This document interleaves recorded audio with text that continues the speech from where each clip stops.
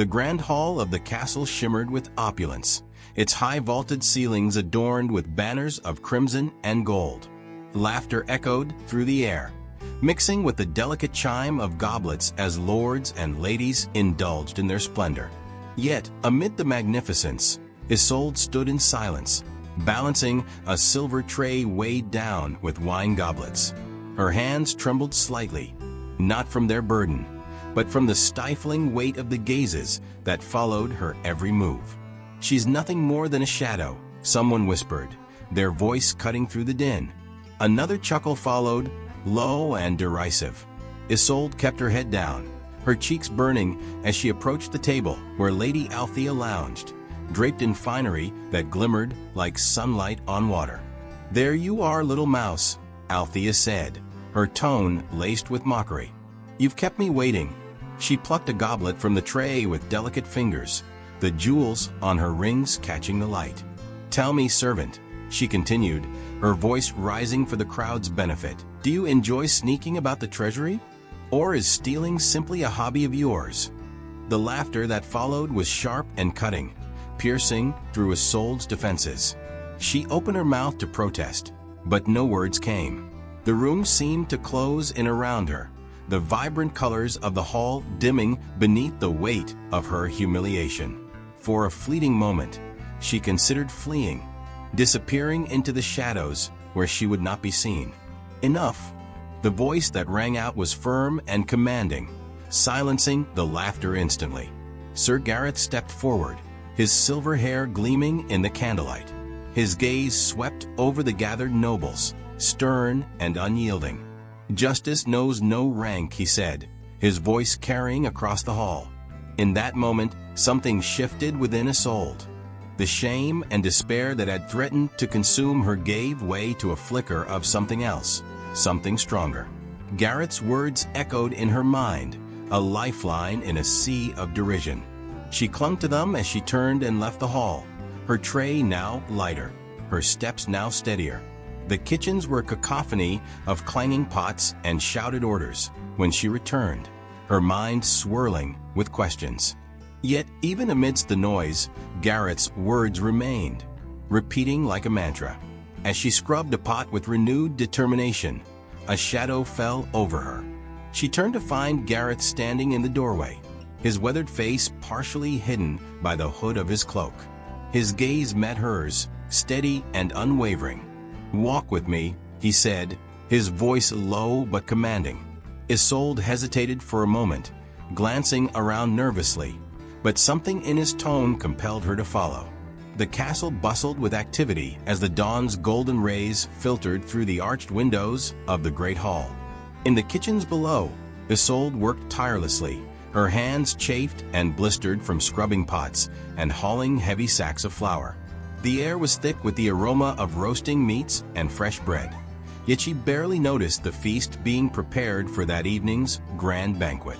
Her mind was elsewhere, caught between the mundanity of her tasks and the yearning for something greater, a freedom that seemed impossibly far from her grasp. Despite her humble position, Isolde carried herself with quiet dignity. Her eyes, a deep green like the forests beyond the castle walls, betrayed a spark of intelligence and a yearning for more than the life of servitude that had been thrust upon her. She was an orphan, raised within the castle grounds after her mother, a nursemaid, had died when Isolde was only a child.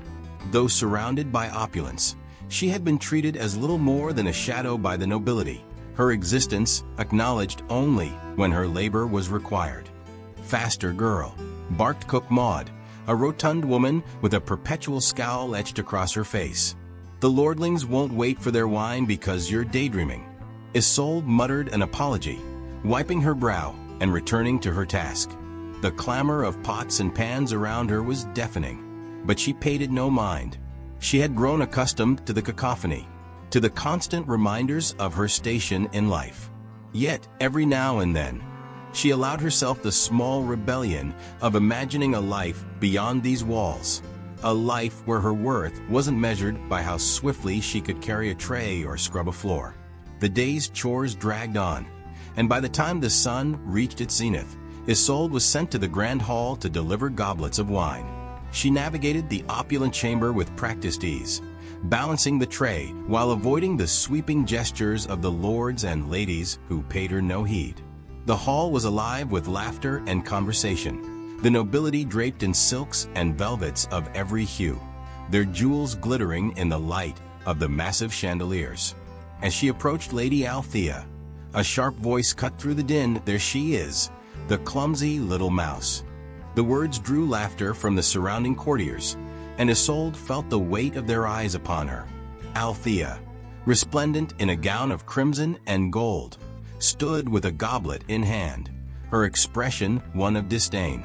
"I saw her lingering near the treasury yesterday," Althea continued, her voice dripping with accusation. "Perhaps she's been helping herself to more than scraps in the kitchens." Isolde's heart sank. She opened her mouth to protest, but no words came. Her mind raced as the room seemed to close in around her, the laughter turning cruel and sharp. She felt small, insignificant, a mouse among lions. Before she could respond, a firm voice interjected. "Enough, Lady Althea." Sir Gareth, an elder knight whose presence commanded respect, stepped forward. His silver hair caught the light as he regarded Althea with cool authority. "Accusations of theft are not to be made lightly." Althea flushed, but did not relent. "And who are you to defend her, Gareth? She's just a servant." "What does it matter?" "It matters," Gareth said evenly, his gaze unwavering. "For justice knows no rank." The laughter in the hall subsided, replaced by an uneasy silence. Gareth turned to Isolde, his expression softening. "Go on, girl. Return to your duties." Isolde nodded, her cheeks burning with humiliation as she made her way out of the hall. Yet, as she descended the stone steps back to the kitchens, her mind lingered on Sir Gareth's words and the strange look he had given her, one of recognition, as though he saw something in her that no one else did. Later that evening, as the castle quieted and the torches along the corridors cast flickering shadows on the stone walls, Isolde was summoned to a secluded corner of the kitchens. There, Sir Gareth awaited her, his weathered face partially hidden beneath the hood of his cloak. "Walk with me," he said, his voice low but commanding. Isolde hesitated, glancing around nervously, but something in his tone compelled her to follow. They moved through the darkened corridors in silence until they reached a small, forgotten chamber near the east wing of the castle. From beneath his cloak, Gareth produced an object wrapped in faded cloth. Unfolding it carefully, he revealed a silver medallion engraved with an intricate crest. The design was unfamiliar to Isolde, but it radiated an air of significance, as though it carried the weight of a forgotten legacy. "This," Gareth began, "belongs to you?" Isolde blinked, confusion and disbelief warring within her. "What do you mean? I'm just a servant." "No," Gareth said firmly. "You are far more than that. This medallion is proof of a lineage long thought lost. Your lineage." He placed the medallion in her trembling hands, his gaze steady. "Go to the Hall of Mirrors tonight," he instructed. "You will find answers there, but be warned. What you discover may change your life forever." Isolde stared at the medallion, its surface cool against her palm, and felt a strange mixture of fear and hope swelling within her chest. She nodded, unable to find words, and Gareth turned to leave, his footsteps fading into the darkness. Left alone, Isolde clutched the medallion tightly, her mind racing with questions. Who was she truly? And what lay ahead in the shadows of the Hall of Mirrors? The castle slumbered under the veil of night, its towering spires bathed in silver moonlight. Isolde moved through the shadowy corridors with cautious steps, the medallion clutched tightly in her hand. Her heart pounded against her ribs, a rhythm that echoed her rising apprehension. The Saleo dos Espelhos lay in the easternmost wing of the castle, a place whispered about among the servants, though none dared approach. Tales of its forbidden nature shrouded it in mystery, and even the boldest knights avoided it. Isolde paused before a set of iron-bound doors, their surface etched with strange runes that seemed to shimmer faintly in the dim light. She hesitated, her breath catching in her throat.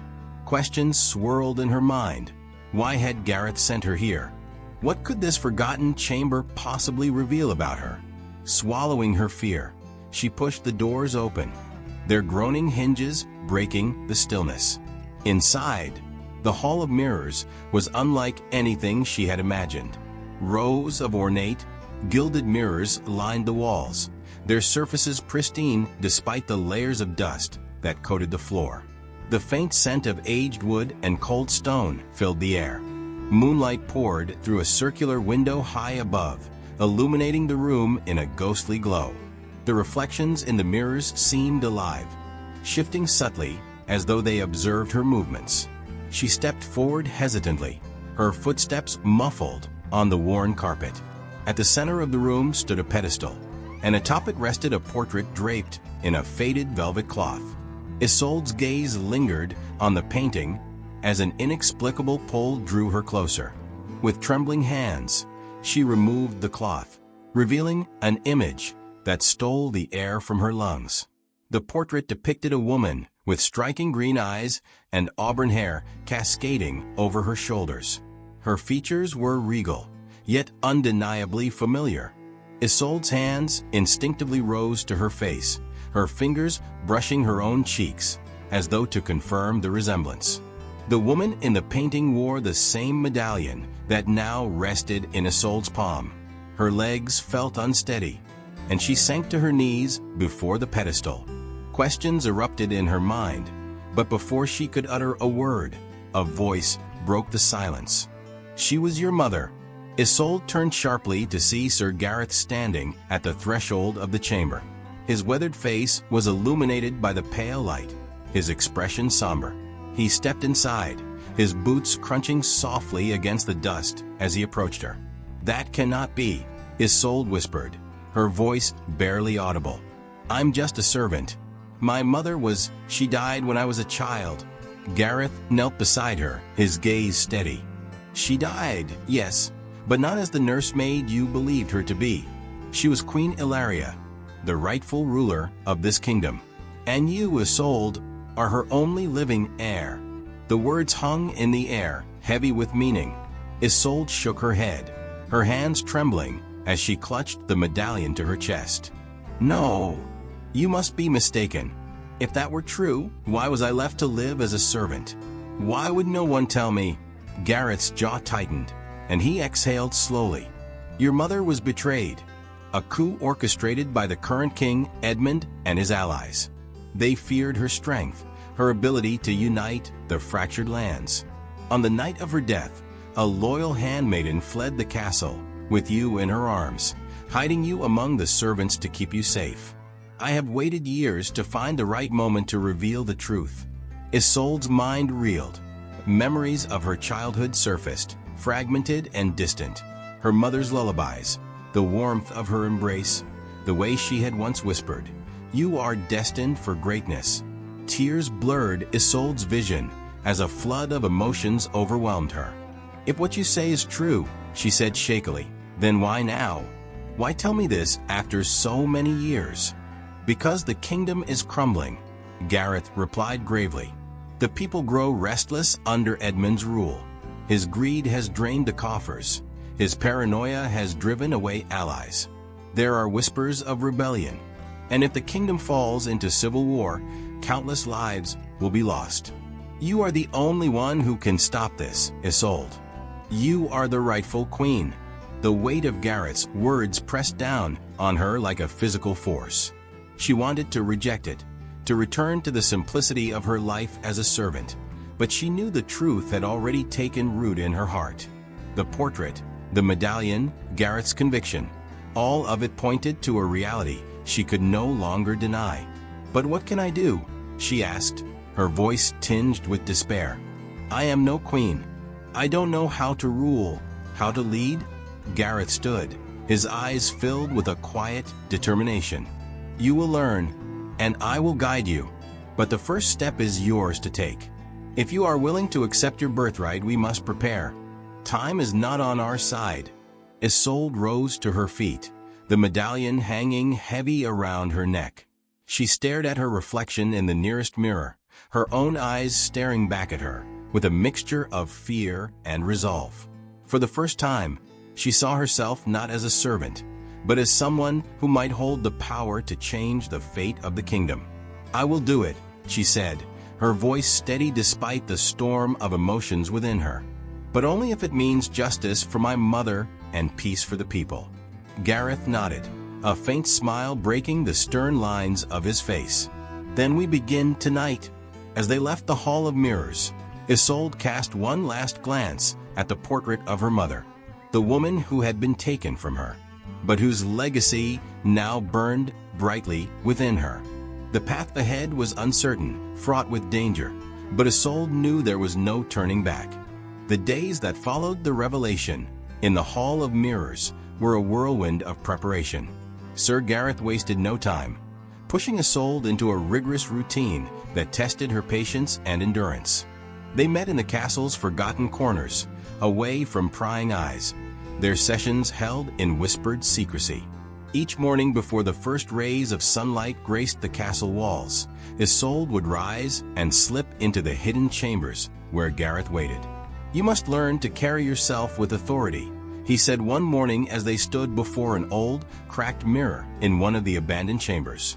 Gareth's voice was firm, yet not unkind.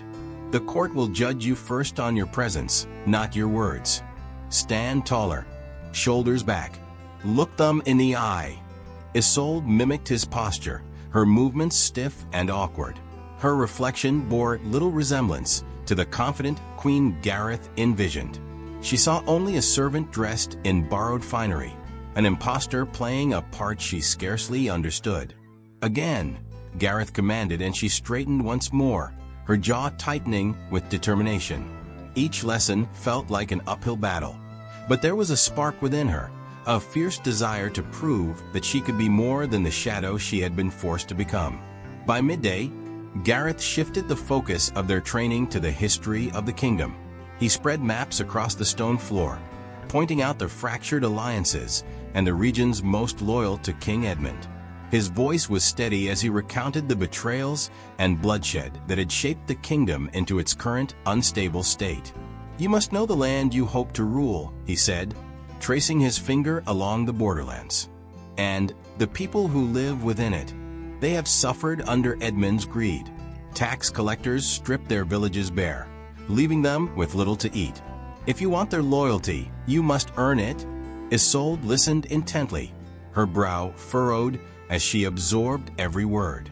The weight of her newfound responsibilities pressed heavily on her, yet she felt a growing resolve.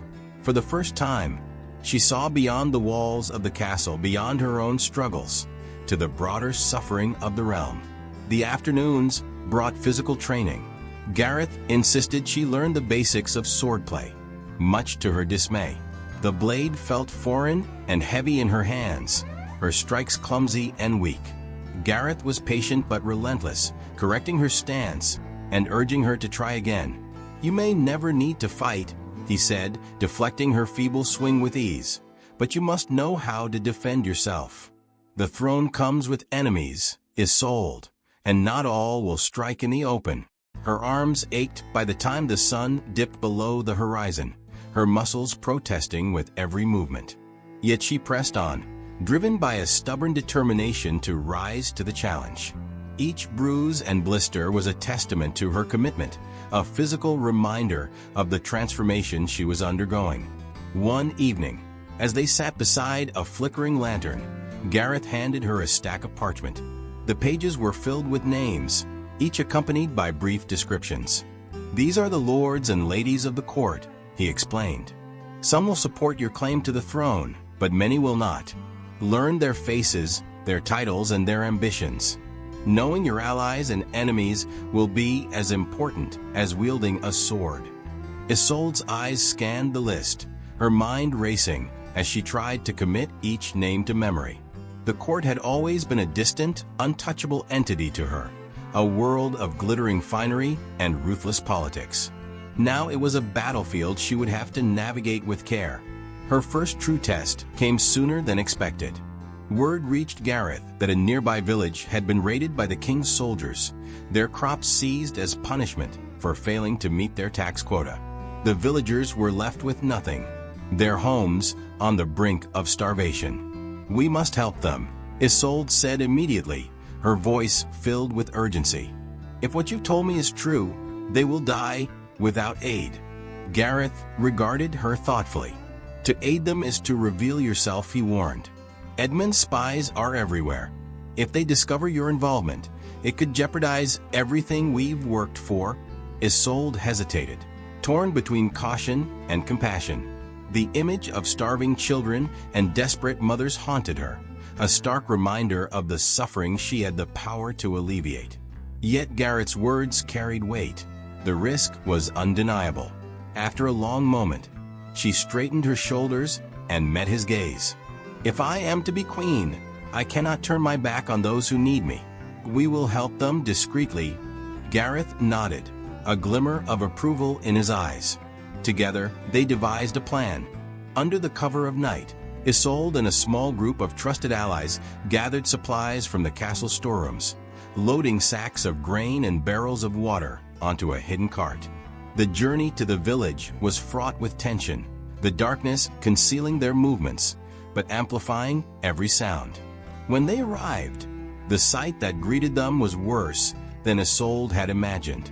The villagers were gaunt and weary, their eyes hollow with despair. Children huddled together for warmth, their frail bodies wrapped in tattered blankets. Isolde stepped forward, her heart heavy with sorrow. She distributed the supplies herself, her hands trembling as she placed loaves of bread into the outstretched arms of the villagers. They looked at her with a mixture of gratitude and confusion, their whispers filling the air. "Who is she?" one woman murmured. "A savior," another replied. By the time the first light of dawn broke over the horizon, the cart was empty, its contents left behind to sustain the village. Isolde and her companions retreated into the shadows, their presence unnoticed by Edmund's patrols. As they returned to the castle, Isolde felt a quiet sense of triumph. For the first time, she had acted not as a servant, but as a leader. Yet she knew this was only the beginning. The path ahead was steep, the stakes higher than ever. The great hall of the castle was alive with opulence and vanity, every corner filled with laughter and murmurs of the nobility. The chandeliers sparkled, casting golden light on tables laden with roasted meats, fresh fruits, and goblets overflowing with wine. Servants moved quickly between the clusters of lords and ladies, their heads bowed to avoid drawing attention. Isolde stood at the entrance, her heart pounding as she observed the spectacle before her. She was no longer a servant, though she still felt the phantom weight of her old role pressing down on her shoulders. Dressed in a simple gown of deep green, a far cry from the extravagant silks and velvets that adorned the court, she took a deep breath and stepped forward. The medallion rested heavily against her chest, hidden beneath the fabric, its weight both reassuring and daunting. Beside her, Sir Gareth walked with steady purpose, his presence a quiet anchor amidst the storm of her nerves. As they entered the hall, the noise began to die down. Heads turned, conversations paused, and a ripple of curiosity spread through the crowd. Isolde felt their eyes on her, sharp and assessing, as though trying to place her in the rigid hierarchy of the court. She straightened her back, her hands clenched tightly at her sides to keep them from trembling. At the far end of the hall, King Edmund sat upon a high-backed chair carved from dark oak. His expression was unreadable, his sharp features betraying neither welcome nor hostility. His robes of crimson and gold were a stark contrast to the cold detachment in his eyes. Beside him stood Lady Althea, her lips curved in a faint, mocking smile as she whispered something into the king's ear. "Who is she?" a voice murmured from the crowd. "A petitioner, perhaps," came another reply. "Or a fool?" Isolde ignored the whispers, her focus fixed on the dais where Edmund sat. With each step, her resolve hardened. She thought of the starving villagers, of her mother's portrait in the Hall of Mirrors, of the countless lives ruined by Edmund's greed. This was not about her, it was about them. When she reached the center of the hall, Gareth stopped a few paces behind her, his presence a silent show of support. Isolde lifted her chin and addressed the king, her voice steady despite the tumult in her chest.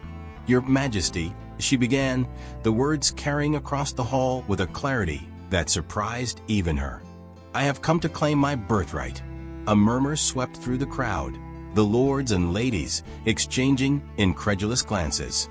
Edmund's gaze narrowed, his fingers tightening on the armrests of his chair. "Your birthright?" he repeated, his tone laced with disbelief. "And what birthright could a girl like you possibly claim?" Isolde reached beneath her gown and pulled forth the medallion, holding it aloft for all to see. The intricate crest glinted in the candlelight, its design unmistakable to those who knew the history of the realm. "I am Isolde, daughter of Queen Ilaria," she declared, her voice rising with conviction. "The rightful heir to this throne." The hall erupted into chaos. Some gasped in shock, others laughed openly, their disbelief evident. Edmund rose from his seat, his face a mask of cold fury. He descended the dais with measured steps, stopping just short of Isolde. The air between them was taut with unspoken tension. "This is a farce," he said, his voice low but deadly. "Queen Ilaria's child died with her. You are an impostor." "I am no impostor," Isolde countered, meeting his gaze unflinchingly. "This medallion was hers, given to me by Sir Gareth, who served her faithfully. And there is more."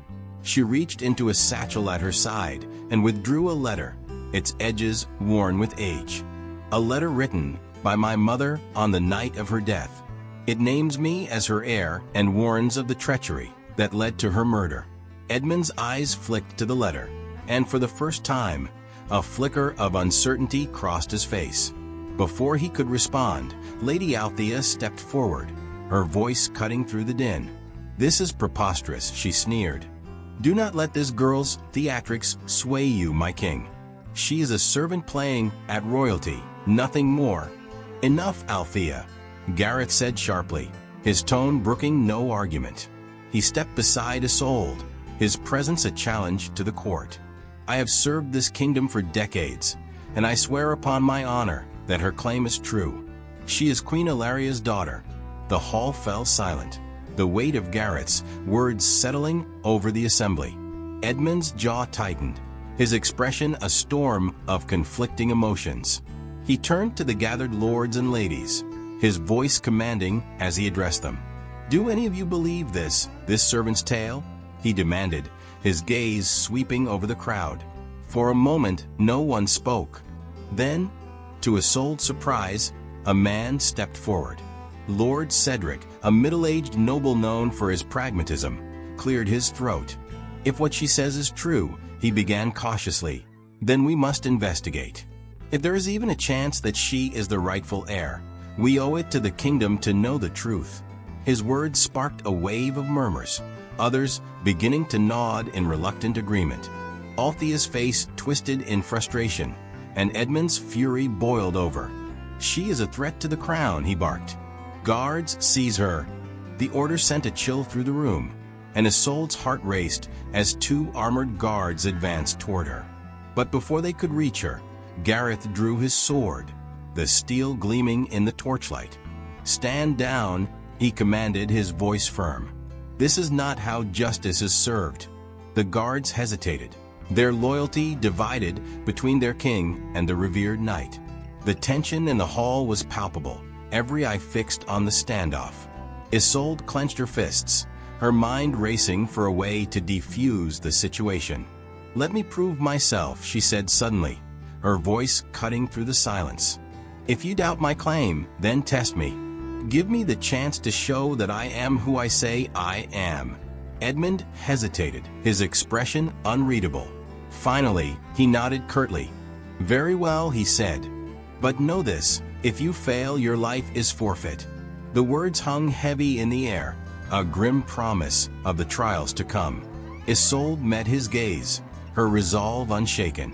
Whatever lay ahead, she would face it head-on. The morning sky burned with a fiery red as Isolde prepared herself for the challenge that would decide her fate. The trial decreed by King Edmund was nothing short of a trap, a carefully constructed test designed to humiliate her and crush her claim before the eyes of the court. But it was also her opportunity to prove her worth, to turn doubt into belief. In the shadow of the castle's northern tower, she tightened the straps of her armor, the cold steel unfamiliar against her skin. The weight was oppressive, but she bore it with the determination of someone who could not afford to fail. Sir Gareth stood beside her, his expression grave as he adjusted her gauntlets. "They will not make this easy for you," he said quietly, his voice laced with concern. "The king has no intention of letting you succeed." "I know," Isolde replied, her voice steady despite the storm raging inside her. "But I will not let that stop me. If this is what I must do to save the kingdom, so be it." The first trial was announced by the blaring of horns that echoed across the castle grounds. The court gathered in the courtyard, their expressions ranging from anticipation to disdain.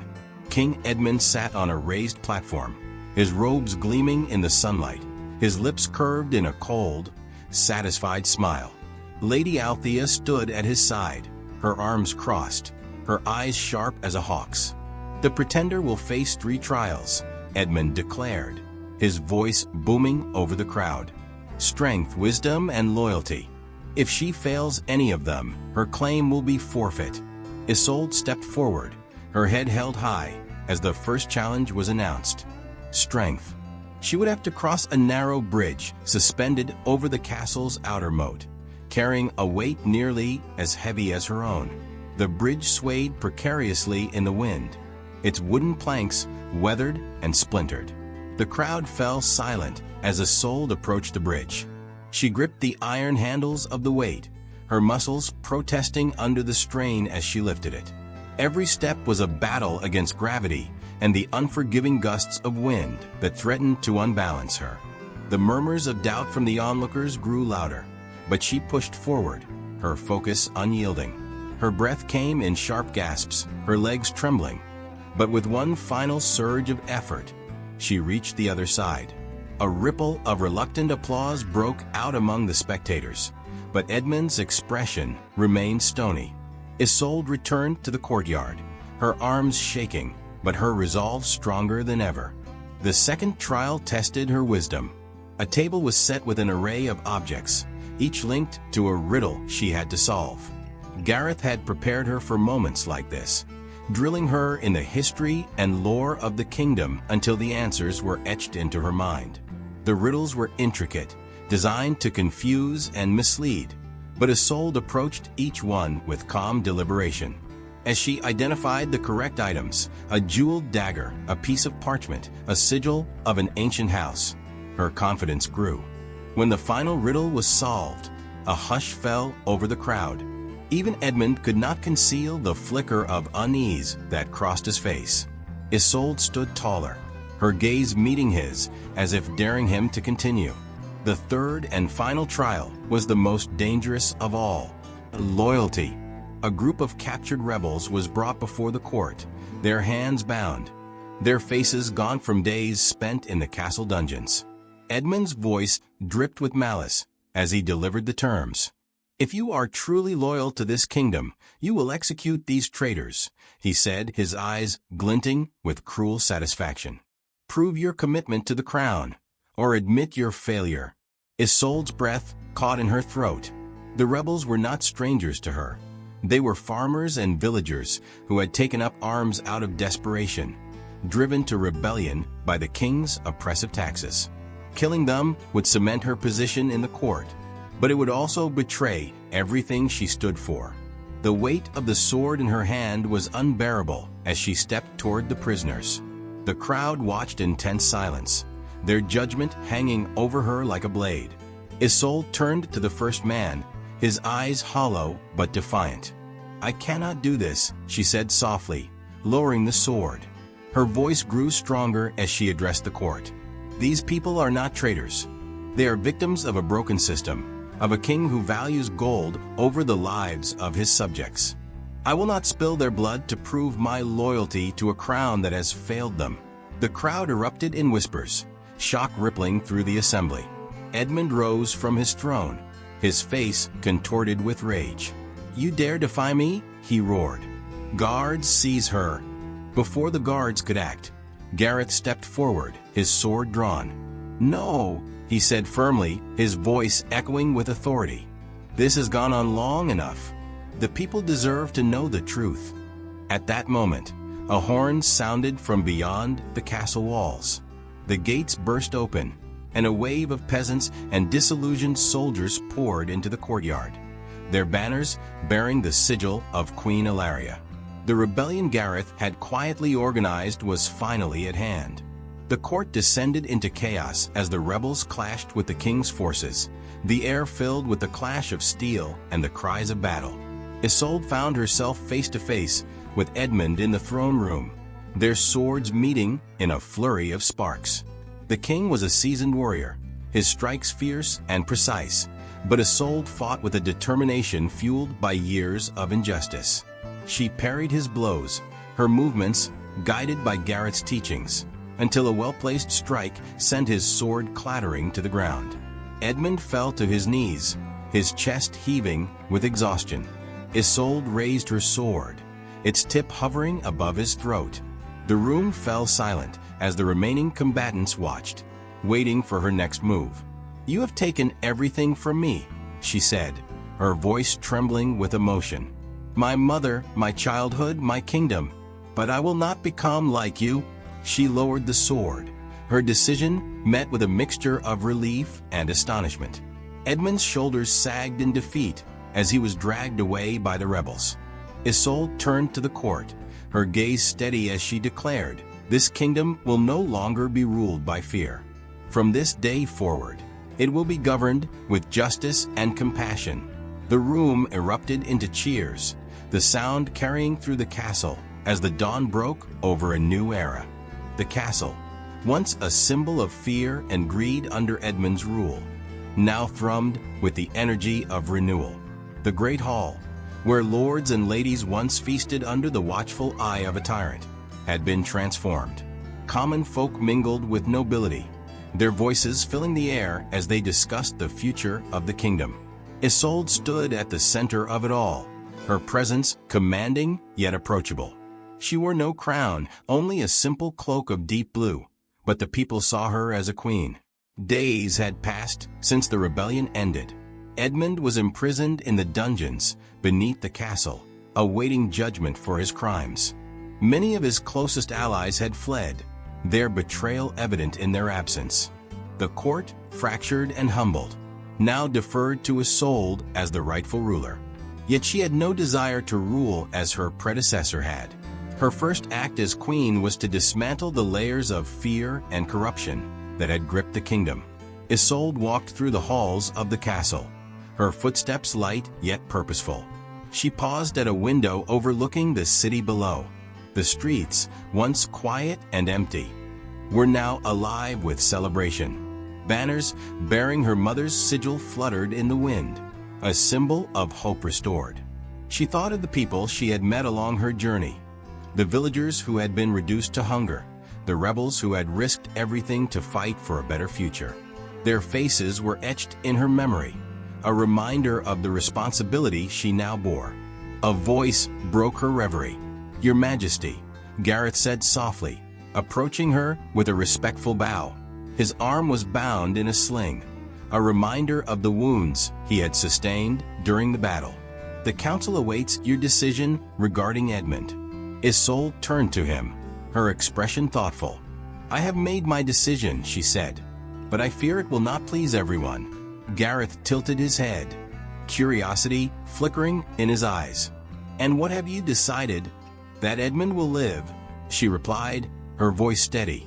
"Exile, not execution. To kill him would make me no better than he was. Let him wander the lands he sought to oppress, powerless and alone. It is a fate far worse than death." Gareth studied her for a moment before nodding. "You are wise beyond your years, my queen. Your mother would have been proud." At his words, a lump formed in Isolde's throat. She looked away, her gaze returning to the city below. "I hope so," she murmured. "But there is still so much to be done." The days that followed were filled with tireless work. Isolde called for open forums where commoners and nobles alike could voice their concerns. She implemented reforms to reduce taxes, redistribute land, and rebuild the villages that had suffered under Edmund's reign. The treasury, once hoarded for the king's luxuries, was now used to provide food and shelter for those in need. Slowly but surely, the kingdom began to heal. One afternoon, Isolde ventured beyond the castle walls to visit one of the villages she had aided during her training. The sight of her arriving on horseback sent a ripple of excitement through the crowd. Children ran to meet her, their laughter filling the air as they offered her wildflowers and shy smiles. She dismounted and knelt to their level, accepting their gifts with a warmth that endeared her to the villagers. An elderly woman approached her, her eyes shining with gratitude. "You've done more for us in a few weeks than Edmund did in his entire reign," she said, her voice trembling. "Thank you, my queen." Isolde placed a gentle hand on the woman's shoulder. "No thanks are needed," she replied. "This is your kingdom as much as it is mine. Together, we will build a future where no one is left behind." As she returned to the castle that evening, Isolde found herself drawn to the Hall of Mirrors. She entered the chamber alone, her footsteps echoing softly against the stone walls. The portrait of her mother still hung at the center, its colors vibrant despite the passage of time. Isolde stood before it, her reflection overlapping with her mother's image in the mirror behind the painting. "I hope I am making you proud," she whispered, her voice barely audible. "I carry your legacy, but I will build my own path." The room seemed to hold its breath, the silence heavy with unspoken emotion. For a moment, Isolde imagined her mother's presence beside her, a comforting hand on her shoulder. She allowed herself a brief smile before turning to leave, the weight of her duty settling once more on her shoulders. The coronation ceremony was held at dawn a week later. Isolde had insisted on simplicity, rejecting the grandiose displays that had defined Edmund's rule. The crown placed upon her head was the same one her mother had worn, a modest circlet of silver adorned with a single emerald. As the sun rose, casting a golden glow over the assembled crowd, Isolde stood before them, her heart swelling with a mix of humility and determination. "My people," she began, her voice carrying across the courtyard. "Today we begin a new chapter in our kingdom's history. We have suffered much, but from this suffering, we will rise stronger. Together, we will build a land where justice reigns, where every voice is heard, and where no one is forgotten. This is not my kingdom, it is ours." The cheers that erupted were deafening, a wave of hope and unity that washed over the gathered crowd. Isolde's gaze swept across the sea of faces, and for the first time, she felt the full weight of what she had achieved. She was not just a queen. She was a leader chosen by her people, a beacon of light in a world that had known too much darkness. As the celebrations began, Isolde retreated briefly to a quiet balcony overlooking the courtyard. Gareth joined her, his expression one of quiet pride. "You've done it," he said simply. "Not alone," Isolde replied, her smile soft but genuine. "I had help. From you, from the people, from those who believed in something better." Gareth inclined his head, his respect evident. "The road ahead will not be easy." "It never is," Isolde said, her gaze fixed on the horizon. "But I am ready." The sun climbed higher, bathing the kingdom in its warm light. Isolde stood tall, her heart filled with hope and determination. She had claimed her birthright, not through blood or fear, but through courage, compassion, and the unwavering belief that a better future was possible.